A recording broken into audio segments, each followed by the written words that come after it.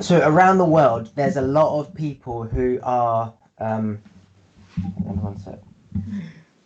Yeah, there's a lot of people around the world who are obese, and because they're eating far more than they're exercising.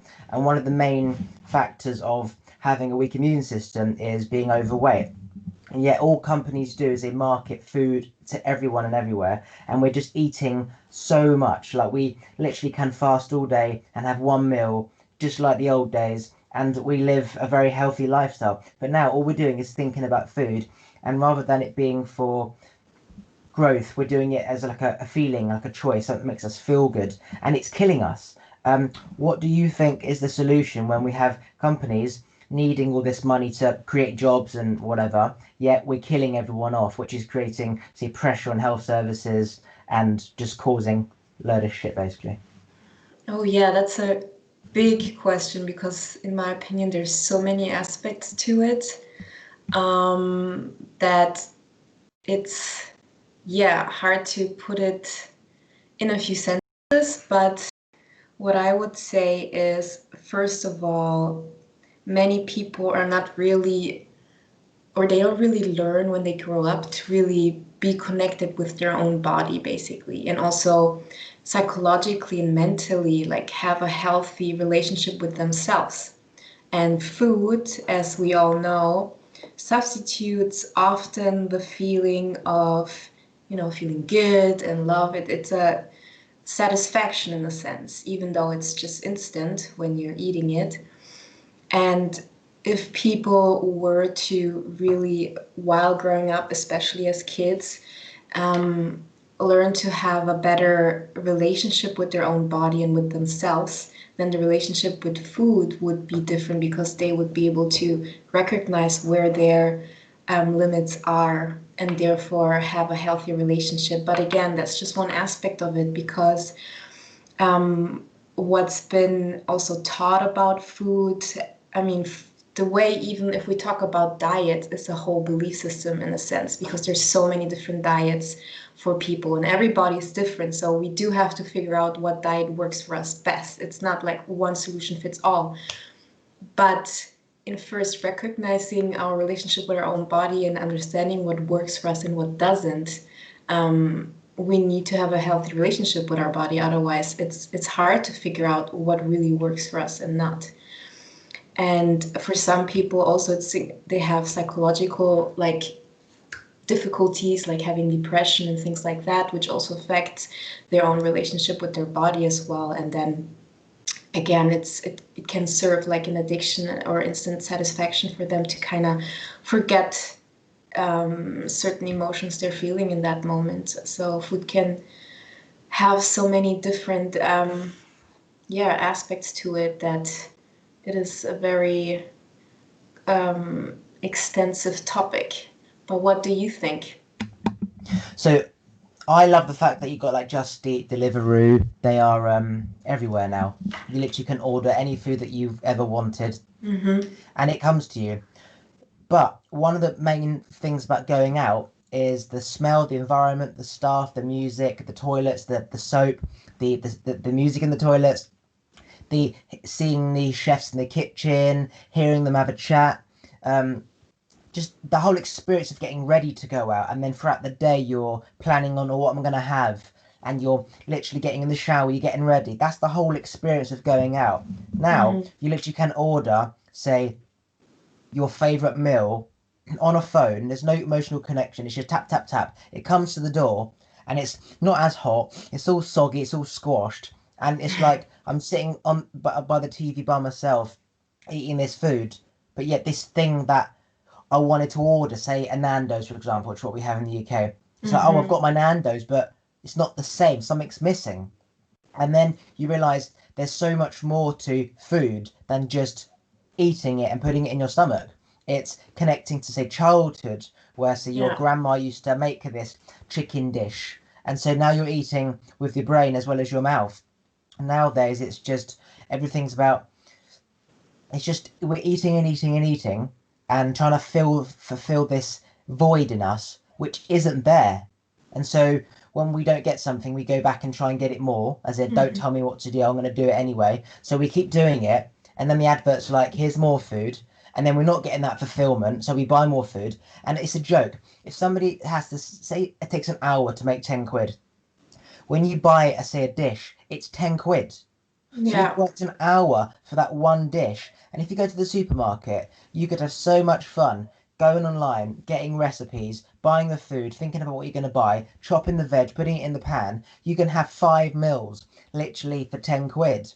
And so I used to spend so much going out when I was younger, like just going out all the time. As I've grown up, it's not that I'm tight, it's just I'm aware that the ratio of how much things cost in life versus how much one earns on an average wage, it doesn't even compare. It's like a 10-foot man versus a 1-foot child. It's just no comparison. So you can't just spend willy-nilly and think, oh well, I'm gonna enjoy my life. You only live once. I'm gonna have a takeaway on a Friday, because that takeaway can quid. And when you Yeah. work out how much you earn a month, then you've got to consider Netflix subscription, you've got your rent, your bills, your clothes, Christmas presents. Everything adds up. You realize I can't be spending all this money like this because it doesn't, the ratio is wrong. So how would you, what would you do then? Like what would be your solution for this? Because the problem is that people I mean, the whole industry, food industry, is about how to make money in a sense. I'm not talking about individual people who have a like nice restaurant and want to, create a nice atmosphere for their customers. But let's just talk about the food industry, the way how food is processed and things like that. It's about making profit, not necessarily how to, help people have a healthy lifestyle. Of course, there are certain brands that now especially support healthy food choices. But in large, the food industry is about how do they make money and how do they make more, in the sense of how can we increase production but save, expenses and then make more money in that sense. So, Yeah, so the answer I have to that is it's like politics. There's not just one way, there's two ways. Think about it. Governments are essentially a tribe, a big, let's just say in animal terms, you've got a pack of cows in this bit of land and a pack of cows over there. They've all come from the same ancestors, right? But you've got the big cow in charge of the pack. Okay. You've also got another cow in charge of his pack. Now they either make an agreement where you stay in your lane, I'll stay in my lane, or we kill each other and one of us lives, one of us dies, and you don't want to die. If there's a chance that one of you can die because one person has to die because the other person wants to take charge, then we'd rather live. So you think, okay, well, I don't want to risk this because it's 50-50. You might die, I might die. Let's just stay in our lanes. That is called politics, where you have your rules, the majority, and their rules. Say you've got Republicans, 150 million Americans, Democrats, 150 million Americans. Now, as its majority of, say, animals, let's relate this to animals and tribes, if that majority increases, let's just say those cows have more offspring, there's going to be more cows. So in a fight, you've got 150 million versus 155 million. So the one with the majority wins. So that's when they get into office. In the corporation industry, you have massive, massive companies all over the place influencing politics. So these politicians, they won't get where they want to be without money. So they have to go to where the money is, which is corporations, right? So when they go to corporations, they get their money and now they owe favors, because if somebody gives you, say, 2 million quid and you say, hey, can you just get this approved, you're going to go, no mate. But you go, what the fuck do you mean no? I gave you 2 million quid. That's it. I'm not paying for your next term. End of the day, it all comes down to our own individual needs. It's dog eat dog. You can put everyone else first, put your friends first, but you're always going to put yourself first, no matter what business. If you work in an office and your boss isn't there and you need some paper for home, you're going to take some paper. Now, you shouldn't really take that paper because it's not yours, but you do because you need paper. If you work in a restaurant, if there's waste chicken, you're going to take that home for your family, even though you're not supposed to, because it's going to go in the bin. So at the end of the day, we always do one before two. And so imagine that everything is all about balance of power and making a civilization where it's stable. Well, you need government. And in order for government to run, you need money. And the way they get the money is through corporations. And government have the ability to control and influence and manage humans based on technology because you can access every single human being at one time. So it's a dream for a leader to essentially know where all of his followers are at one time. Like they're not over there trying to create a plan to take him down because you've got access to everyone, by social media and phones and shit. So there again, it's like the politics. There's no one way. It's just both. It's just you're the cows in that field. I'm the cow in this field. We're doing our bit, but we're living amongst each other. There's no way to solve an issue of everyone's getting fat through food. Companies are making loads of money, creating jobs, creating housing, creating medicine and all that type of shit. Because if you don't have that, then we are just there. There is nothing because it's like we depend on each other and we depend on each other. There's no independence because we all depend on each other. It's a system where you're either part of the system or you're not. And Do you again, do you think that, for example, if we take the big corporations out and would have a lot more smaller businesses, do you think that it would look differently then? I think it will go back to just the old days of small local villages. Like now, India, China, America, Australia, we're all just one human race now.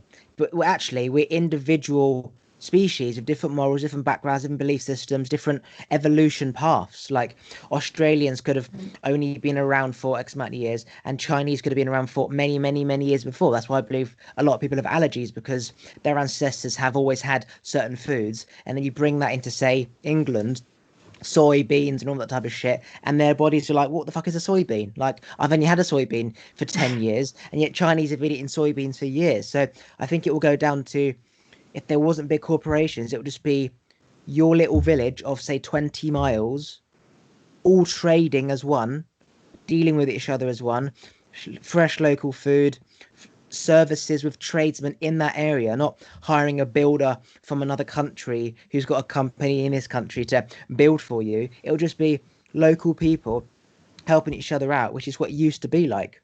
And then there wouldn't be this problem of everyone being fat because companies wouldn't have the money to spend on advertising because they wouldn't have the money from everyone around the world. They'd only have people in that village. You know what I mean? I understand, yeah, and it is a bit tricky because I feel that big companies don't really put a lot of thought into the individual and how how that what they're advertising, whether it's really good for the individual or not. It's more about making profit. And whereas a small company usually, I mean, not, of course, it always depends, but they're often more into quality and what can really profit the users well. And of course, as you said, we gotta first take care of ourselves. I mean, it's similar to love. We gotta love ourselves first properly in order to love others as well. But then it often gets a little distorted the more or the bigger usually companies get and the more profit comes in, then it gets quite tricky in that sense, or it can get tricky. Yeah, the good news is that if you study history, everything comes back around, and what goes up must come down. The bigger something gets, the harder it is to manage, and then you lose control. And then, like drug lords, when there's a weakness in one, another pipes up. So you take down El Chapo, and then you have all the other small ones pipe up. It's less like stars and energy. All the energy comes together, all the stars create loads of energy, and then they explode, and then there's more stars. Like that is what life is. So the good news is that big companies, they only last for a certain amount of time. Like Bitcoin, it will go up really, really high. Higher it goes, the more likely it is to fall. At school, in terms of boys fighting, my dad used to say, the bigger they are, the harder they fall. So if you've got a big guy, don't try and punch him in the face, trip him up. Like that's the easiest thing to do. He'll fall down and hurt himself more than you'll hurt your hand if you punch him in the face. So it's the same theory that big always goes back around. And I do think that there is a change where people are depending on so many people for so many things that they are getting fed up and they're losing this fulfillment. Like they're buying all this clothes, they're getting this new TV, getting this new iPhone, and they're not getting that feeling of, okay, I just worked a month to make a grand to get this shitting iPhone, which in a year's time loses 400 quid, that they're going to be like, fuck this iPhone. I don't need this stupid iPhone. I'm just going to go for a walk and feed the ducks because when I was a kid, that made me feel really, really good. And that is what we should be doing, feeding the ducks. Maybe not bread, because bread's actually ducks, but feeding Yes. the ducks. People would say, Hmm. you're 27 years old, Oliver. Why the fuck are you feeding ducks? You should be working. I'm like, no, you're working to pay off the bills to somebody else. You're trapped in a system. I get fulfillment out of feeding the ducks, connecting to nature. And that's what we should be doing, feeding the ducks. Yes, I agree. On let's talk about more on an individual level. How do you think people can take better care of themselves and live a healthier lifestyle?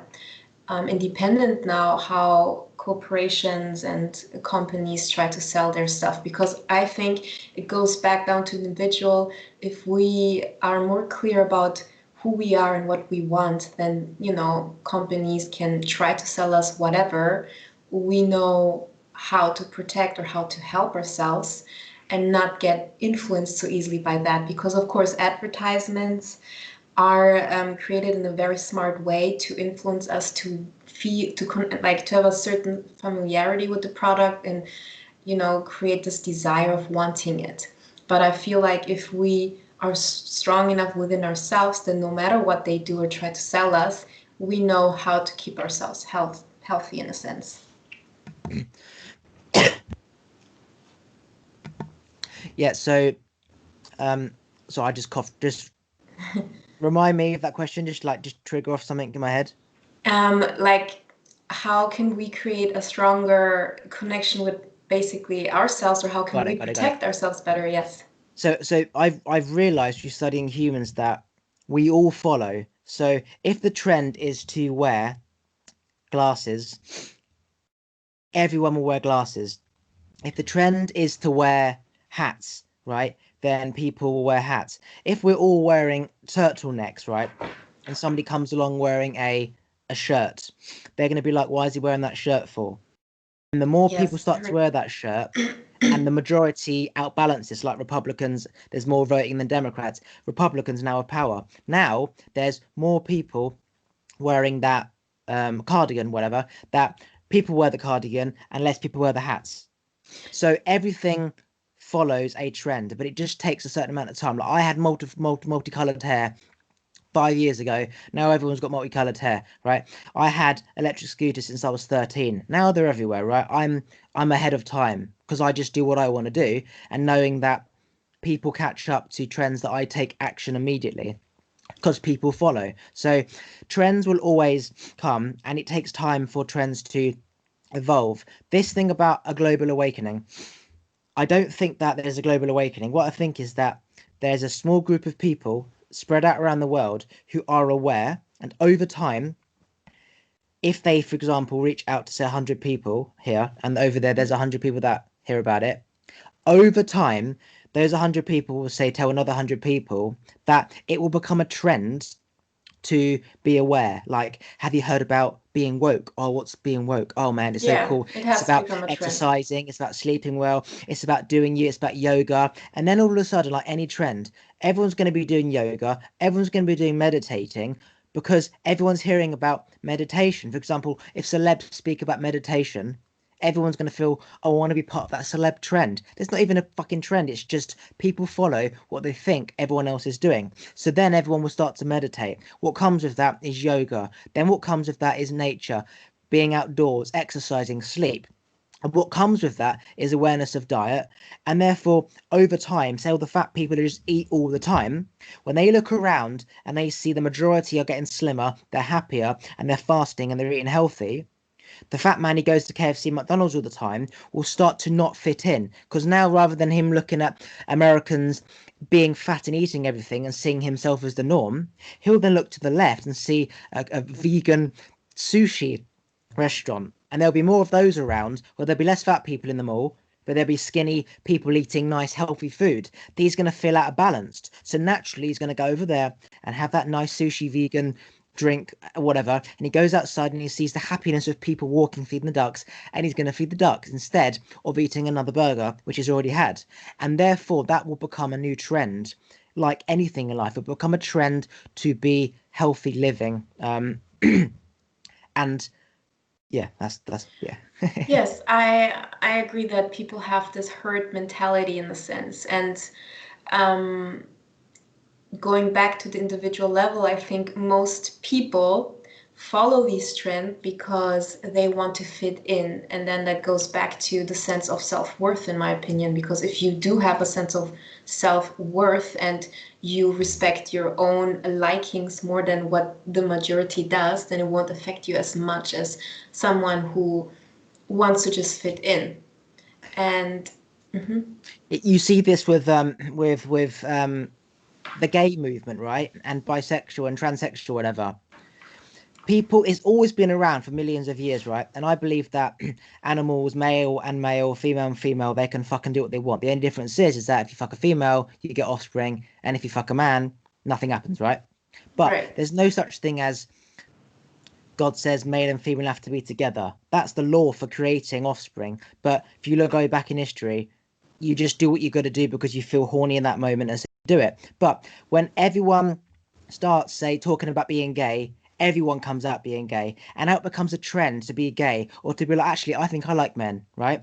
It becomes like this trend of, oh, that seems cool over there. How you can have two options rather than one. I'm going to do that. And same as mental health. Once people start talking about mental health, every fucking person's got a mental health issue, and it becomes cool to have a mental health issue. And I've got this problem and that problem, and this happens here and that happens here. And now everyone comes out, right? Yeah, It's not that it yeah. wasn't ever there. It's just once it becomes the norm to be gay, to like women, to like men, to be trans, to not have a choice. Um, it's the norm to have all these issues, and I've got warts on my balls, and I've got in fungus toenail, and I've got greasy hair and itchy scalp and earwax coming up my ear and all these problems. It becomes cool to now have all these problems and all these choices. Just like when restaurants hear of a new movement, for example, like a vegan movement, they come out with a vegan dish. It just is about how it takes time for things to build, and once it's up there, the supply and the demand comes. So the demand is there, and then there's Mhm. a supply, which is what the companies do. They have a supply, they have a demand, and they supply. It's like clothes. There's no such thing as male and female clothes. It's just fucking cotton, right? It's cotton. Okay. How can that be any sex of type of clothes? But now what they're doing is unisex clothes. You can wear any clothes that you want. There's no female or male clothes. It is just cloth. It's just a silk as a spider web. Cotton just came from a sheep, you know. So there's no gender thing. And that is going to become cool just to wear something which is male and female. And again, comes down to the majority believing something is real and then running with it because they are a herd, they are sheep, and they follow. Nothing wrong with that. But that is just what it is. If you look at animals, even ants, they're all following this belief that they're supposed to be building this thing, and the queen ant's fucked off. Like she's got all these troops, like taking twigs and running up the caves, you know, underground. All these ants are in motion, like an algorithm, and they don't even know why they're doing it. They're just following a follower, and the leader's not even there anymore. You know what I mean? The Yeah, I purpose of why understand. they're doing it is just it doesn't exist. They're just in that motion. I'm going to ask you a question. Hmm. Um, so I'm a leader and I've always done what I've wanted to do. I don't have any friends because I was never part of a pack. I just got on with what I was doing. So I don't have any friends. If I would got married, I'd have my mum, my dad, and my sister, and my gran. That's it. I don't have anyone to invite. It's not even a joke. Um, do you think that people who follow and have the brain of a follower, for example, they don't have the energy charge of a 20-volt battery, it's 5 voltage. Like you have to work on yourself and get away from the other charges around you to get to 20 volts. Like if you don't break the pack, you're always going to be 5 volts and you're always going to be a follower. Can a follower create a mindset of a leader without separating from the pack? Um, I think, well, then it depends. Do you mean the pack then with with whom the follower breaks out from or creates his own pack. So can a follower mindset, a follower energy, Mm-hmm. who needs the energy of others, become a leader, become confident, self-sufficient within himself, if he's still part of a pack, of a herd, of followers? Mm. Because you can't, if your friends are going out Yeah. and you don't want to go out, you now have to choose to stay in, and you'll become distant from your friends because they don't want to be with somebody who only comes out occasionally because they want to be part of that. Everyone's coming out. So you can't choose. You Yeah. need to do one or the other. And if you're on your own, then you Mm-hmm. lose the energies because you don't need them, and you become so confident within yourself, living by yourself, that you don't need these people. But if you keep going out, you never have time to find who you are. That now your energies are always going over there to them rather than to you. So I don't believe there's this. I believe you got to choose leader, or, aware or not self-aware. I don't believe there's an in between. There can't be, because you can't be two places at once. Well, I think it very much depends on the pack as well, like how okay they are with that, how accepting they are, and if they, let the follower that wants to become a leader do their thing and respect that, then I think there could be a balance. I don't necessarily see it has to be either or, but it also very much depends on the pack, because yes, with a certain group of people it's just not possible because they're not open to it, and they just want the person to just be the same and not grow, basically, like themselves. But if they have a bit more of an understanding of the potential of that one person and are accepting of that, then I think it is possible to have a support system in that sense. That's just come brought something to mind. You know, quantum physics, Mm-hmm. particle, wave, and Mm-hmm. both. Yeah. What you just said is the followers are, say, a particle, and the leaders are a wave, which means it can't be one or the other, but it can. So what you're saying, right? In terms of energy, it can be both, either or, and or none of it. So in terms of this black and white follower, go out with your friends, or be a leader, read a book, watch TV, have a glass of milk, yeah, but by yourself. Mm. In terms of how civilization is set up, where you've got two tribes of, say, animals, if you're not part of our tribe, you're part of another tribe, you're now a threat because you're not part of us. It's Mm-hmm. black and white. So you can't be in terms of society with a group of friends going out and then decide to not go out, because in terms of how society is set up, we want people who follow, who fit in with us all the time, so we feel comfortable that we've got our six main people who we go out with. If there's only five because one decided to read a book on that Friday night, you're Mm-hmm. gonna feel like there's an energy missing, there's like a gap, and you need to fill it. So it makes you feel nervous. But in terms of energy, it could be this, that, or the other. So how does that translate into humans? Your group initially are confident leaders. Mm-hmm. Essentially, you've got all these leaders who know the same thing about self-love awareness. I need my own time, but I also want friends. So rather than going out with friends all the time, they spend, say, 70% of the time by themselves, content, doing their own thing. But the Mm-hmm. other 30% of the time, they go out, but they all have awareness in that group. It just so happens that Yeah. society, Mm-hmm. majority of followers are not aware. They are just following whatever they're following. So it can work if the group is already Yes. self-sufficient, independent, loves who they are, understands diet, mindset, whatever, and then they wouldn't be like, why are you going out? Why do you need to go for a walk at night in nature by yourself when we're having a nice meal? Fuck off if you're Exactly. not going to play part of us, because they get that. So actually, you are right. It can work. And I also think that, I mean, it is also possible to, to have friends that, or be in a group of people that are not accepting of that. But then in my case, I would find people who are understanding and accepting of that. I would let go of that group of people. If they don't respect what I want to do for myself, then they're not the right people for me anyway, because I want to do what I feel like I want to or need to do. And then I would find the right people that would be supporting of that and would understand that and respect that. And I think I personally think or at least to me, it's important that I have a group of people who I can interact with. I'm quite of a social person, so I do need that kind of interaction. And it's not necessarily, I mean, a supportive group of people is great having as well, but it's more also the interactions that I enjoy having with people.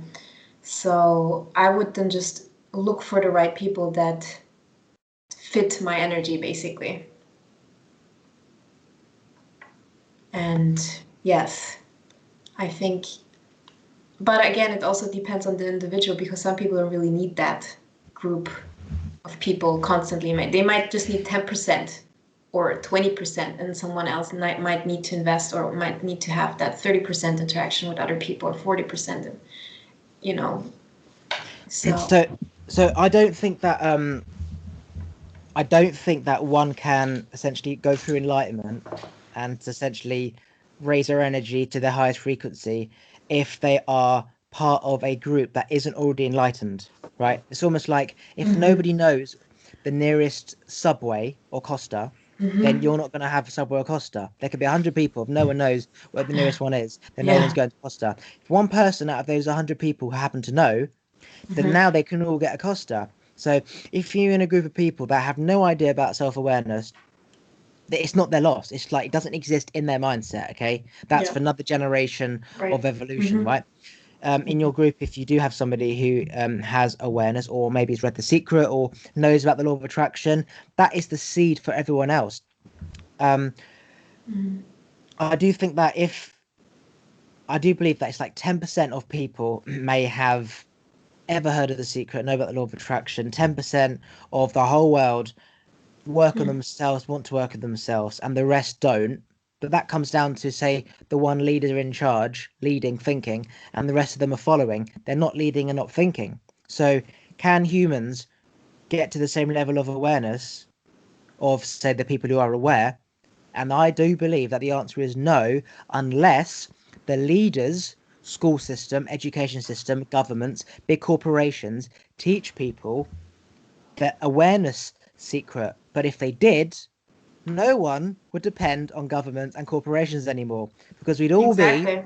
on the same level, and that'll be the same as trading everything for a pound. It will all be the same value. It will be the same value because the profit, as you said, is about people having what they have and more. So um, if there's nothing more to have because it's all the same value, you don't need profit because you already have everything. Because if you want a laptop, you trade it for a bag of carrots. If you want a dog, you trade it for a dressing gown. So there's no need for profit because you just simply direct trading. So if everyone knew this, nobody would need anybody or anyone, and there wouldn't be cars and planes because you need companies to have loads of money in order to create cars and planes. So you wouldn't be able to go on holiday anymore. You wouldn't be able to just get a train into the town. It wouldn't exist because it just wouldn't. So it's a sacrifice of everything, knowing where we've come from and knowing that, like nature, nothing. It's like a set of rules. It's a law that there's a leader and the rest follow. And if you're following, you're not a leader. And it's like you can't train to be a leader. You can, but it's like a natural thing that you have or you don't, based on the vibration, based on energy. And the energy is already set out based on when you were born. Well, then I would have to redefine what actually real leadership means. Because the way how this world sees leadership might look different than what leadership might look in a different society where people are more connected with themselves, know more what they want, things like that. Because I also believe that certain people have a certain type of character and energy that are just meant to create and, in a way, inspire people and lead by example in that sense, but not necessarily have to lead and tell people what to do. Just by showing how they do things, it's already inspiring to many. And then there's the nature of certain other people that just need that external input and inspiration to feel motivated to do things on their own. And the way how this society now in which we live in see leadership is more about telling what should be done, not necessarily even following or being the best example themselves. And I mean, there are different ways to define leadership, but it is kind of complex in that sense. But I also believe that the way how, as you said, the way how things are being taught at school is, and in companies and in families as well, where people don't really learn to really distinguish what good values sometimes are in a good society. I mean, do you believe that the way how this society is like good, will last for a long time, or do you think something has to change? Because if we talk about the society, then we would have to first define if this society, the way how things are working, if this is how it's really good, and if that's supportive for each individual or not, or if it's just supportive to certain people who profit from all this or not. Like, it's would have to see how we would define this society properly, and if we believe that this society is good for the people or not. So I wrote a book 3 years ago called How to Survive the 21st Century, which is on Amazon. Go to my website, it's on there. And it basically was, I wrote, there's going to be a flu pandemic very soon, and it's just gonna wipe out a lot of humans, right? I said, because we're becoming prone to antibiotics and medicine, because we're using that as a solution to the problem rather than understanding the problem, right? The problem's still there once you're taking the solution of, say, the tablet. So I said there's going to be a flu pandemic that's going to come along. It's going to take 2 years to create a vaccine. By that time, loads of humans are going to die, right? And another part of the chapter is that the system is going to get too big, that you're going to have civil wars, right? And then there's going to be more people fighting the military and the police, that, as I said, the majority will win. So rather than the police having the control, there's going to be too many civil people. Police stand down because it's one before two, right? They might have a gun, but if people are shooting at them, they're not going to think about, oh, I'm a policeman protecting my they're going to fuck off home and hide in a den like anybody would, right? So now the people rise up. So now what happens? Now you either get more majority of policing and take them down, or you say we need to change the system. Okay, so the system will either change at that point, or people will have so much distrust in the system that they won't care about the system. They'll just do what they want to do. So then it will come down to small governments in government. So California will become its own country in America, like Pakistan and India, Israel, Palestine. Rather than fighting for this, it's my way. It's just like, give me both. You're the two cows in the field. Israel, you're a cow. Palestine, you're a cow. Stop fighting for the land. Just have your space and fucking be happy with it, right? And so now you have big companies so you have the civilization of people. They will just go to their basics and live their life just doing what they're going to do, because they realize that no one's helping me, no one's going to protect me. I'm just going to do me, and then we'll have got small tribes and civilizations doing that. What was that? Was that your question?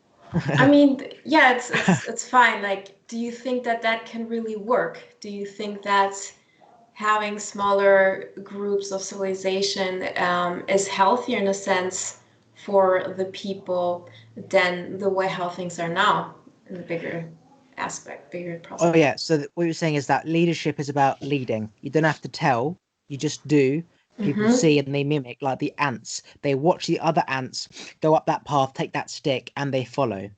School system is in telling you what to do rather than showing, right? But then you'd have to have a scientist showing you how to do this, mathematician showing you how to do this, an English person showing you how to do this. Again, all these topics are man-made topics, Yeah, meaning for sure. somebody has created these in their brain and has taught somebody else how to tell that other person. So our brains are being told like the individual parts, right, of what to do, whereas the leader who created would have gone through billions of steps in his own motion in order to get there. So leadership is about leading and showing. But the leader of the school system, the scientist, the master, the English, he's not there. He died probably 150 years ago, right? When he wrote that textbook. So you can't tell somebody what to do. Leadership is about showing, people follow. The school system is about getting people ready to work for the establishment. It's about, I need you to work for me. I'm going to get somebody to tell you what to do because I can't be asked to tell you. Here's what he's going to tell you. So now you're following these exact steps. And so when you work for the establishment, lawyers, doctors, whatever, you know what to do because I've listed it in terms of here's the questions, you know the answers, follow. Your brain isn't designed to hear what to do. It needs to do it through experience. So the school system would have to change for people to learn how to lead, but it's not going to change because, as I said, that's keeping society and the establishments up. But what I also think about a good follower, right? Because we would also have to define what is a good follower. And in my opinion, a good follower is a person who understands what the person, first of all, wants for him or herself, what he or she thinks is best for themselves, and then understanding what kind of because some people need some kind of guidance, of course, and some people thrive when they have that support system from, let's say, a leadership type of person.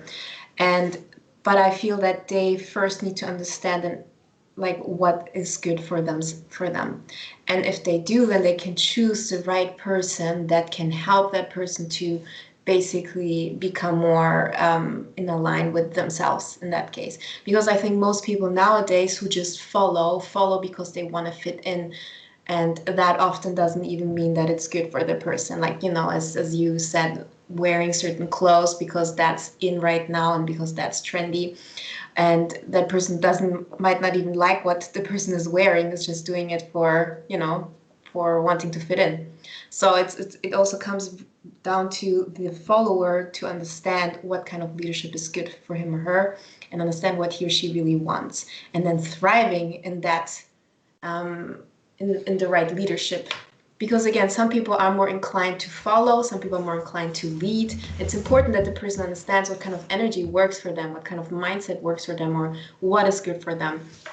Because we do need good, I don't really like the word follower, but we do need good people that we can work with.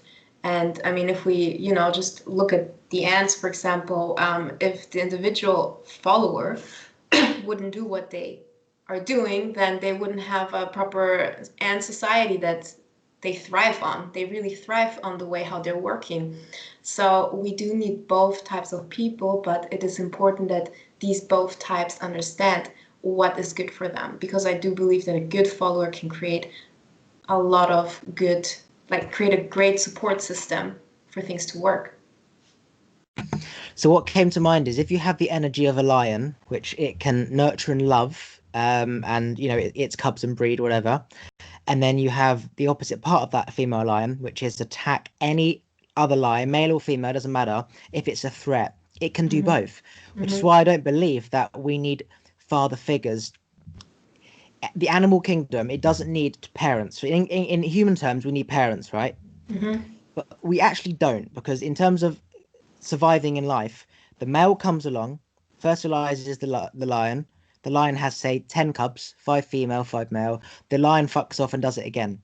The female actually brings all the lions up by their own because all they need is essentially food and water. And then they've seen that mother do that job for so long that he knows what to do. It, it, it just goes off. Another male lion fucks her.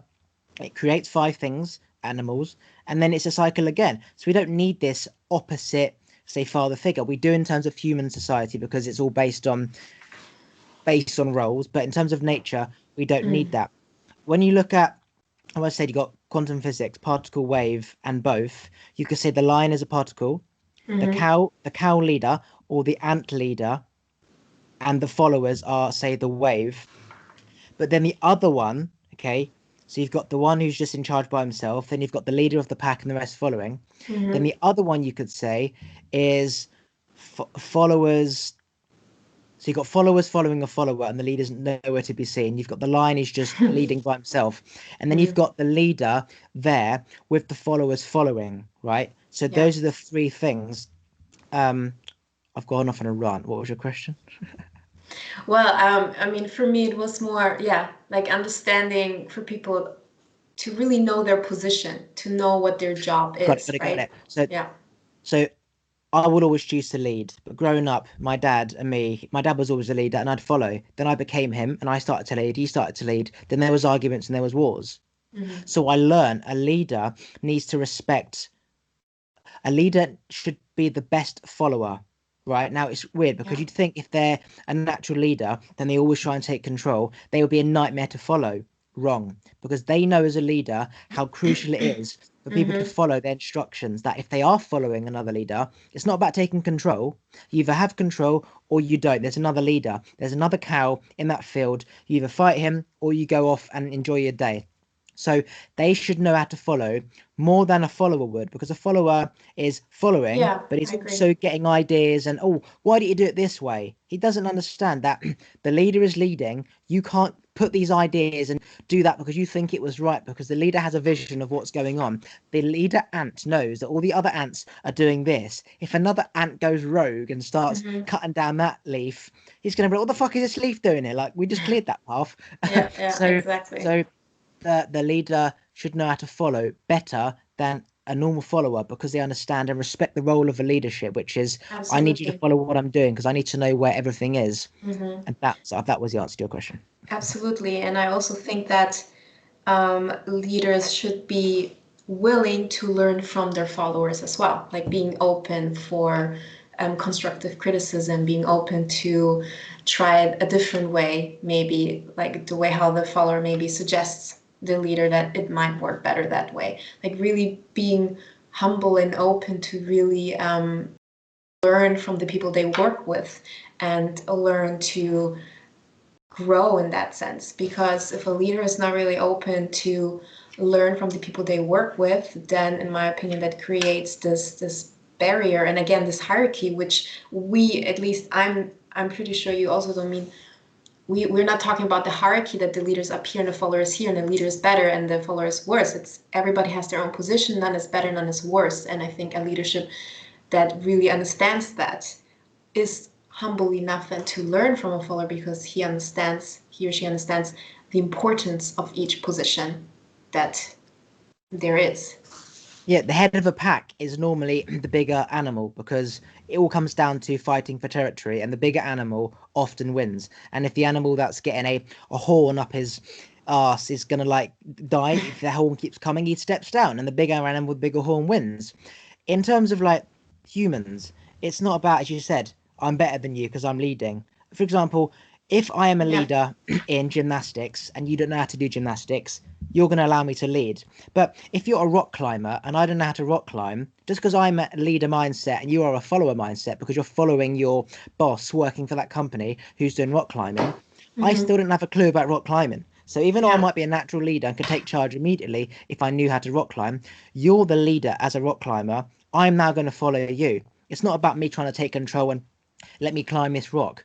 Yeah. I'm following you because I don't know how, not know how to climb the rock. So now you're leading, even though you're not a natural leader. That's what I call a management, right? Managers Mm-hmm. have been in the company for so long that they become a manager, but they can't lead. They've not got a leader mindset, but they're in Yeah. a position of a leader, but they can't lead. Hence why loads Yeah. of restaurant companies, they go to shit because there's no hierarchy, and it's not about power, it's about respect and that person believing in their own ability to lead, not allowing somebody else just to influence them. Because, as you said, people who, the followers, see things that the leader doesn't. Leaders can learn from the followers. That's what it's not about. I'm leader, I'm in control. That's called dictatorship. Exactly. Leader should want to know what's going on that he can't see, even though he's responsible for it going on and he should have stopped it from happening. He can't see everything all the time, so he should want to Yeah. know what's going on and respect a Mm-hmm. follower influencing that person. End of the day, he's not gonna have to do what they're saying. He's Mm-hmm. going to listen, and a true leader wants to know everything. So if you've got all these people saying in your business, this is going wrong, this is going wrong, he's going to want to know to fix it, not fuck off, don't tell me about that because I feel responsible and I didn't do anything and I'm going to blame my management for not making them be enforced. He's going to Mm-hmm. want to know. Um, yeah, so Yes, absolutely. being being wrong is a great trait of a leader. because you'll never grow unless you're Admitting, wrong, yes. because you're always Mhm. right, and which means nothing changes. Exactly. Admitting that when you're wrong, or admitting that, your suggestion might not be the best, and then you accept another suggestion in that sense. That takes a lot of character, in my opinion, for a person to be able to do that. One of the good things about Trump is that he is a natural leader and he always takes charge. He always listens.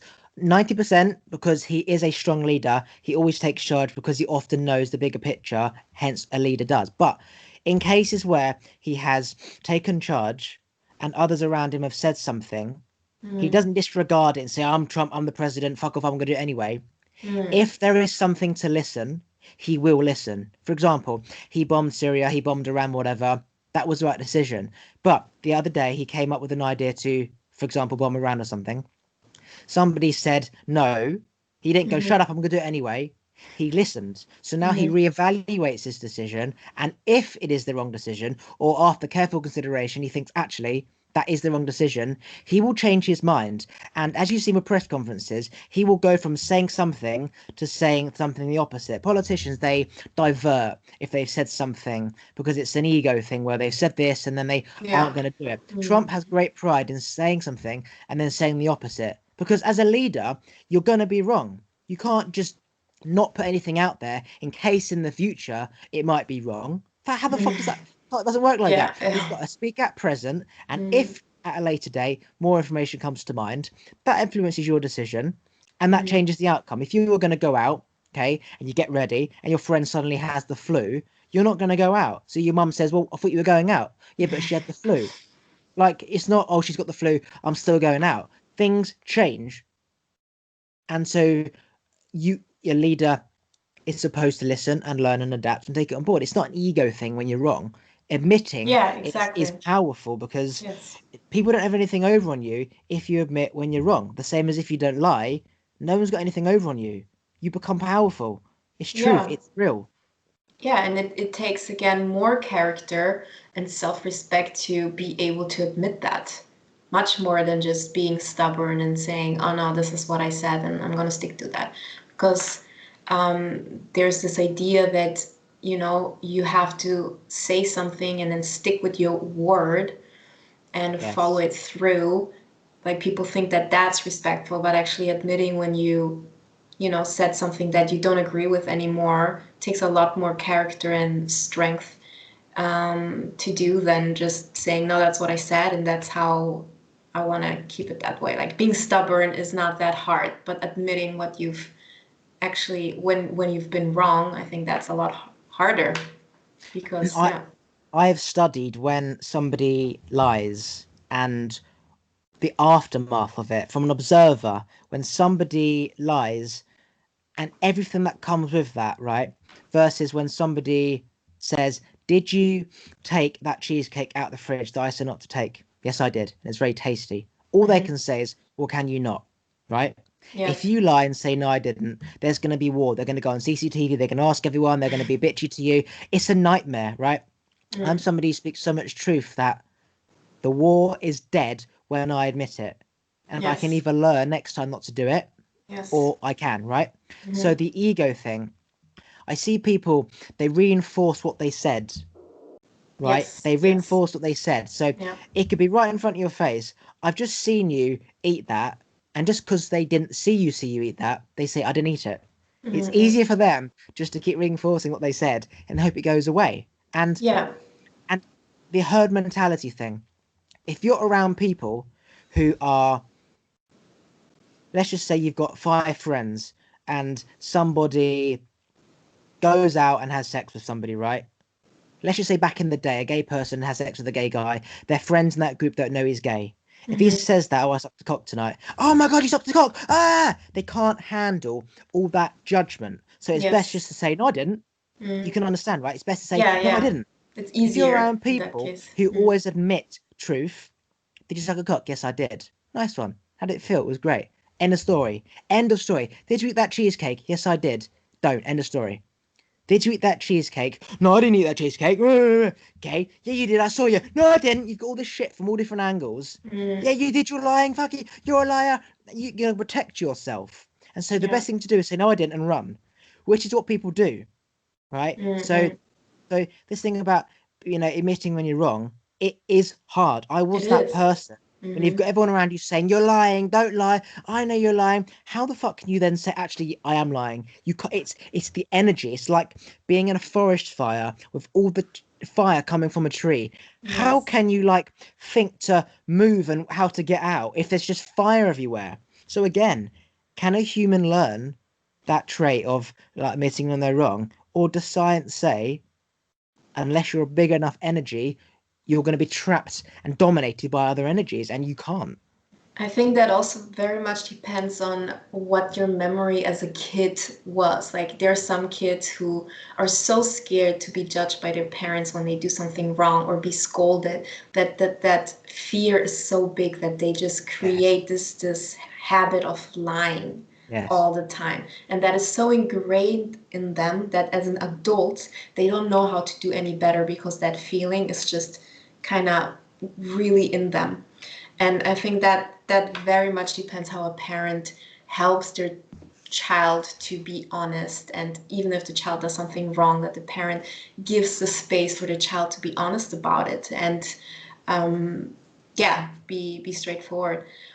So that, in my opinion, depends a lot on how you grew up and how scared or how much fear you had to really admit certain things that felt wrong to you. Not just the parents, of course, because then at some point when you're a teenager, your peer group is more influential than your parents are. So there's different Yes. stages a person goes through, and then in society, right? Your work colleagues, and as you said, your friends, then they have a huge impact on how you are as well. So then that comes back to how much self-respect you have. But then growing up in the right environment to really be honest, I think it's crucial for a kid because they don't know any better. They don't know how to really think in that case properly. So you It's can very true. change it though. Yeah, but I also think I wrote in the book, right, that if you're around a field of roses, you're going to smell like roses. If you're around a field of horseshit, you're going to smell of horseshit. If you're around liars and your parents who lie to each other,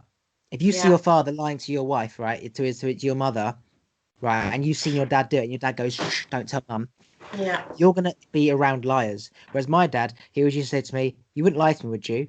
And I used to feel so guilty the fact that he'd asked me once, and if I said no, I couldn't live with myself all day. I'd be thinking, "Shit, I just lied to him." Like, and it would just destroying inside me. I'd have to say, "I did. I'm sorry." So then you get into the habit of rather than lying in the first place, just speaking the truth. Hence why I never lie, and I always speak the truth regardless of the outcome because of my Mm-hmm. upbringing. And so what you're Mm-hmm. saying is very true. Um, I see who I see people my age or just studying adults who are still virgins. They've never had sex. They don't kiss. They don't hug.